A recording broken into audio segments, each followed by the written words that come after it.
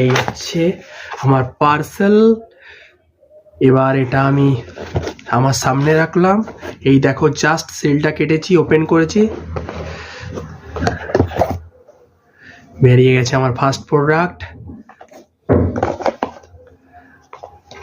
দেখো, এর বক্সের উপর যে পিকটা দেওয়া আছে এটা খুব সুন্দর। যদি এরকমই হয় তাহলে কিন্তু যে প্রোডাক্টটা খুব ভালো হবে।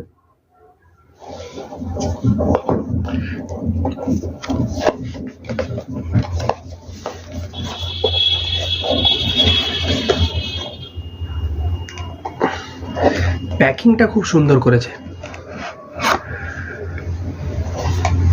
এই দেখো, এর উপরে একটা হালকা করে খাপ দেওয়া আছে, কভার দেওয়া আছে, এর ভেতরে রয়েছে ওয়াচটা।